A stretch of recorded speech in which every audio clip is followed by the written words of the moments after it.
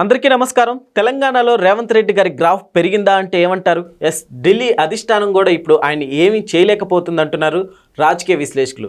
ఇదే అంశం మీద ఒకసారి క్లుప్తంగా వివరణ తీసుకునే ప్రయత్నం చేద్దాం. ప్రస్తుతం స్టూడియోలో జర్నలిస్ట్ శేషరావు గారు ఉన్నారు, వెల్కమ్ చెప్దాం. Hello sir. Hello sir, graph పెరిగిందంటారా? సో రేవంత్ రెడ్డి గారి గ్రాఫ్ ఎలా ఉంది అనే దాని మీద ఈ మధ్యకాలంలో బాగా చర్చ జరుగుతుంది. దానికి కారణం ఏంటంటే రేవంత్ రెడ్డి గారిని అసలు సీఎంగానే చూడలేము అనేటువంటి భావన కలిగించే ప్రయత్నం చేశారు బీఆర్ఎస్ పార్టీకి సంబంధించిన నేతలు.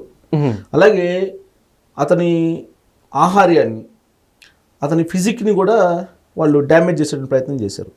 వ్యక్తిత్వ హననం చేశారు. ఒక రకంగా చెప్పాలంటే వ్యక్తిత్వ హననం చేశారు.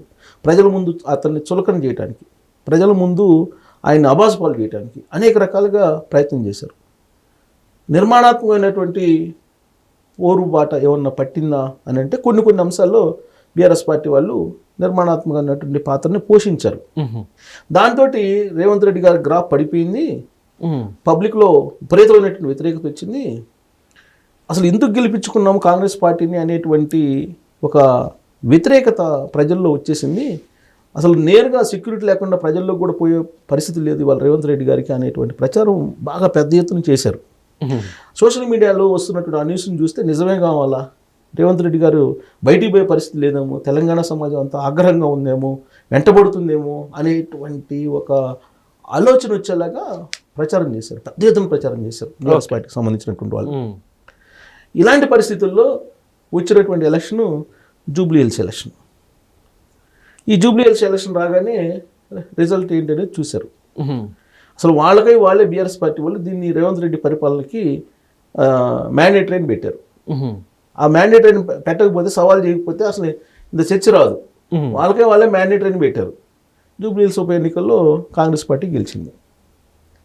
దీంతో అప్పటి వరకు బీఆర్ఎస్ పార్టీ చేసినటువంటి ప్రచారం ఏదైతే ఉందో అది దాదాపుగా మినిమైజ్ అయిపోయింది. దానికంటే ముందు ఎలా ఉందంటే పరిస్థితి, ఒకవేళ జూబ్లీ హిల్స్ బై ఎలక్షన్లో కాంగ్రెస్ పార్టీ గెలవకపోతే రేవంత్ రెడ్డిని ముఖ్యమంత్రిగా దింపేస్తుందేమో అధిష్టానం, దిగిపోతాడు అనేటువంటి చర్చ పెద్ద ఎత్తున నడిచింది. ఆ స్థానంలో మహేష్ కుమార్ గౌడ్ని పెడతారేమో, లేదంటే ఉత్తమ్ కుమార్ రెడ్డి గారిని పెడతారేమో, ఇలాంటి ప్రచారం జరిగింది. లేదంటే బట్టి విక్రమార్క డిప్యూటీ సీఎం ఆయన్ని పెడతారేమో, ఇలాంటిది జరిగింది. ఎందుకు అంతర్గతంగా కాంగ్రెస్ పార్టీలో అనేకమైనటువంటి గొడవలు ఉన్నాయి. ఒకరికొకరికి పొసగనటువంటి సిచ్యువేషను. అక్కడ యాక్చువల్గా చూసుకుంటే కొండా సురేఖ గారితో ఒక ఎపిసోడ్ అయితే, ఆ ములుగు ఎమ్మెల్యే కోమటిరెడ్డి రాజగోపాల్ రెడ్డి గారితో ఇంకొక ఎపిసోడ్, కోమటిరెడ్డి గారి ఈయన వెంకటరెడ్డి గారితో ఇంకొకటి, ఉత్తమ్ కుమార్ రెడ్డితో ఇంకొకటి, ఇలా రకరకాలుగా అనేక ఇష్యూస్ తోటి వీళ్ళ మధ్య ఐక్యత లేదనేటువంటి భావాన్ని ప్రజల మధ్యకి బలంగా తీసుకెళ్ళింది బీఆర్ఎస్ పార్టీ. అందుకే ఈ రేవంత్ రెడ్డి గారు ముఖ్యమంత్రి అయిన మరుసటి రోజు నుంచే అసలు ఎన్ని రోజులు ఉంటాడో తెలియదు ఆయనకి, ఆయన వాళ్ళ మంత్రివర్గంలోనే ఆయన గుంజుతారు కిందకి, ఇలాంటి ప్రచారం చేశారు, రకరకాలుగా ప్రచారం చేశారు. కానీ వాటన్నిటిని అధిగమించుకుంటూ వచ్చి ఇవాళ ఎవరైతే విమర్శించారో కాంగ్రెస్ పార్టీలో అంతర్గతంగా రేవంత్ రెడ్డి గారిని, వాళ్ళే ముఖ్యమంత్రి రేవంత్ రెడ్డి గారు పర్ఫెక్ట్ అని చెప్పి పరిస్థితికి వచ్చేసింది.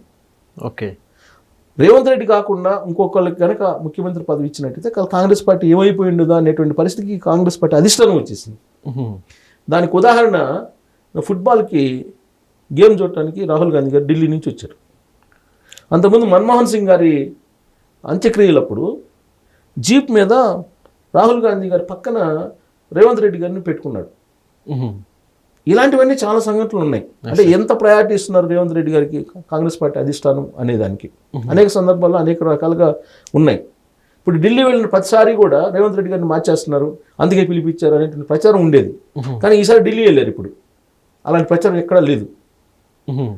మంత్రివర్గంలో ఇంకొక ఇద్దరికి మంత్రి పదవులు ఇవ్వబోతున్నారు, నామినేటెడ్ పదవులు పెండింగ్ ఉన్నాయి, అవి ఇవ్వడానికి వెళ్ళారు, క్లియరెన్స్ తీసుకోవడానికి, ఇవి వస్తున్నాయి తప్పితే పిలిపించారు ఆయన దించేయబోతున్నారు ఇలాంటిది లేదు ఇప్పుడు. అంటే అధిగమించారు, అవన్నీ అధిగమించారు. సో దీంతో ఫామ్ హౌస్లో అలజడి మొదలైంది. సహజంగా ఫామ్ హౌస్లోనే అలజడి మొదలవుతుంది కదా. రేవంత్ రెడ్డి గారు ఎంత బలపడుతున్నారో అంత అలజడి ఫామ్ హౌస్లో మనకి కనబడుతుంది. కారణం ఏంటి? రేవంత్ రెడ్డి గారు 10 ఏళ్ళు నేనే సీఎం అంటున్నారు, ఆ దిశగా అడుగులు వేస్తున్నారు. సక్సెస్ కూడా అవుతున్నట్టు కనిపిస్తుంది మనకి. లోకల్ బాడీ ఎలక్షన్స్లో కాంగ్రెస్ పార్టీ అప్రతిహతంగా గెలిచింది. సార్ నెక్స్ట్ కూడా ఇవన్నీ చూస్తే కాంగ్రెస్ వచ్చేటట్లుందంటే ఏమంటారు? ఇప్పుడు అదే కదా, ఇప్పుడు వచ్చినటువంటి రిజల్ట్ని బట్టి చూస్తే యాక్చువల్గా బీఆర్ఎస్ పార్టీ సోషల్ మీడియాలో చేసినటువంటి ప్రచారాన్ని కనుక మనం పరిగణలోకి తీసుకొని కనుక విశ్లేషణ చేస్తే స్థానిక సంస్థల ఎన్నికల్లో సర్పంచులు 90% బీఆర్ఎస్ పార్టీకి రావాలి. వాళ్ళు చేసిన ప్రచారం ఆ స్థాయిలో ఉంది. సీన్ కట్ చేస్తే 70% కాంగ్రెస్ పార్టీ గెలుచుకుంది, 30% ఏదో బీఆర్ఎస్ పార్టీ గెలుచుకున్నట్టుంది. వాళ్ళు చేసినట్టు ప్రచారానికి ఆడ రిజల్ట్కి పొంతనే లేదు. సార్ బీఆర్ఎస్కి ఫుల్ వ్యతిరేకత కనిపిస్తుంది కదా. ఇప్పుడు వ్యతిరేకత లేకపోయినా అనుకూలత అయితే లేదనేది లోకల్ బాడీ ఎలక్షన్స్లో కనపడుతుందిగా. ఇప్పుడు వాళ్ళు చేసిన ప్రచారం ఏంటి, అసలు ఎప్పుడెప్పుడు రేవంత్ రెడ్డి దిగిపోతాడా, కేసీఆర్ని కూర్చోబెడదామా అని చెప్పి ఎదురు చూస్తున్నారు ప్రజలు. తెలంగాణ సమాజం ఎదురు చూస్తుందని చెప్పి కదా ప్రచారం చేసింది వాళ్ళు. అవును. ఇప్పుడు ఎలక్షన్స్ బై ఎలక్షన్స్ కాంగ్రెస్ జూబ్లీస్ లేకపోయినా, లోకల్ బాడీ ఎలక్షన్స్ లేకపోయినా నిజమే అనుకుంటారు కదా. ఇప్పుడు వాళ్ళు చేసినటువంటి ప్రచారాన్ని పరిగణలో తీసుకుంటే మాత్రం కాంగ్రెస్ పార్టీ అసలు దారుణం అనేటువంటి సిచ్యువేషన్కి చూసేవాళ్ళు, ఆ వీడియోలు చూసేవాళ్ళు వస్తారు, ఆ వీడియోలు విశ్వసించే వాళ్ళు వస్తారు.